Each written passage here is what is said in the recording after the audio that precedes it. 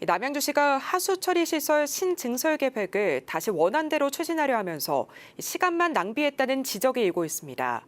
지역 정가에선 비판의 목소리가 흘러나오고 있는데요. 양재정 기자의 보도입니다. 4년 전 남양주시가 평내 호평 지역에 하수처리 시설을 신설하려 하면서 지역 주민들의 강한 반대에 부딪혔습니다. 왕숙 신도시 주민들을 위한 하수처리 시설인 만큼 그곳에 설치하는 게 맞다는 논리였습니다. 인근에 중고등학교를 비롯해서 3개 학교가 있고요. 옆에는 빌라촌이 또 있고요. 그리고 바로 앞에는 궁집이라는 국가 민속문화재가 있습니다. 답보 상태였던 평내 하수처리 시설은 민선 8기 주광덕 시장이 취임하면서 원점 재검토로 탄력을 받게 됐습니다. 당시 남양주시는 5곳의 후보지 가운데 주민 간담회와 설명회 등을 거쳐 2곳으로 압축한 뒤 평내동 547-1번지 1원을 최종 부지로 결정했습니다. 이곳은 평내 하수처리장 예정 부지입니다. 바로 옆에는 전철 차량 기지가 있고 주변에는 산으로 둘러싸여 있어 민가는 보이지 않습니다. 당초 남양주시는 평내 하수처리 시설은 하루 4만 1,000톤 규모로 신설하고 진근 하수처리장은 3만 톤을, 지금 하수처리장은 2만 9천 톤을 증설하기로 했습니다.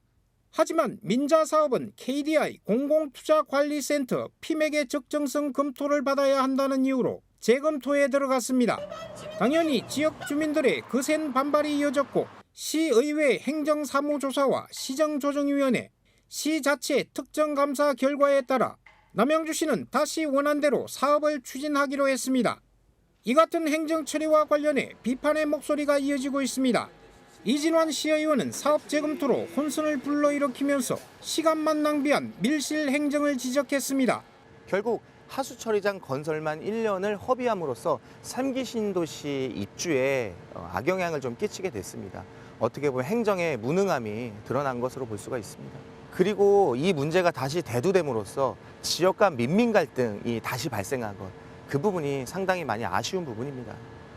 남양주 갑지역 최민희 국회의원도 입장문을 내고 민간 투자 사업으로 추진할 경우 20년간 471억 원의 재정 손해와 진입도로 개설비를 포함해 남양주시에 741억여 원의 손해가 발생하는 만큼 원인자인 LH가 사업 전체를 시행하는 것이 타당하다며 위치 등 원점 재검토를 주장했습니다.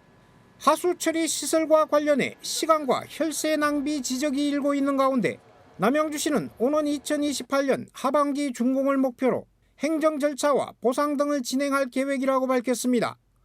딜라이브 뉴스 양재정입니다.